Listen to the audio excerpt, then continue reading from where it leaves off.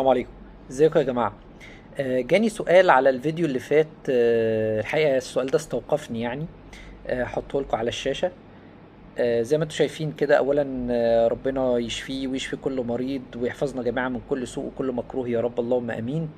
الراجل بيسأل سؤال عادي طبيعي خالص، بيقول ان مثلا الرز والبطاطس هل هم كافيين عشان فيتامين بي 12 وفيتامين د؟ انا دخلت يا جماعة رحلة البحث دي عشان كان عندي اسئلة ومشاكل كنت بدور عن اجابتها وحلها. تمام.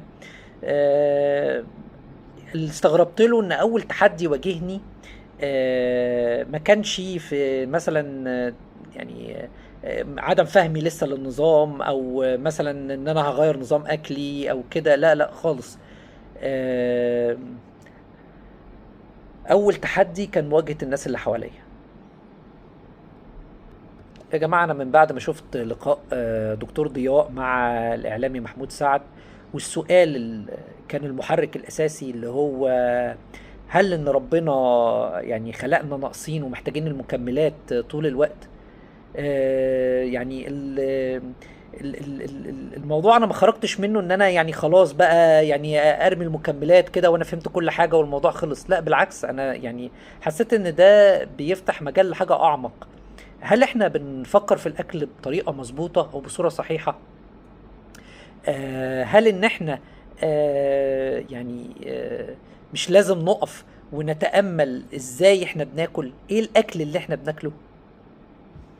انا فاهم الاكل صح، ولا انا بدور على حل سهل يكون موجود جوه علبه مكمل؟ ومن هنا بدأ البحث الحقيقي في الرحله. أول ما بدأت أهتم بأكلي بشكل مختلف، حصل موقف بسيط. كنت في الشغل، وأحد الزملاء يعني بصلي كده وسخر يعني، وخدنا الموضوع بضحك يعني. بس هنا السؤال كان يعني أنا خدت من ده سؤال: هو احنا ليه يعني مثلا لما حد يفكر ان هو يغير أكله، هل ده مجال للسخرية؟ ف ومرة تانية في البيت يعني برضو انا يعني ببحث وبتكلم بصوت عالي في الموضوع بتاعي ده. وبعدين فاجئت بان زوجتي بتقول لي: وانت ليه بقيت معقدها قوي كده؟ فانا فاهم السؤال، يعني هو الموضوع مش تعقيد والله يا جماعة. هو الموضوع انا يعني ببحث عن الإجابة الصحيحة اللي تخليني ارتاح. فاهم ان الموضوع يبدو كأنه يعني واحد بيدقق قوي في كل حاجة.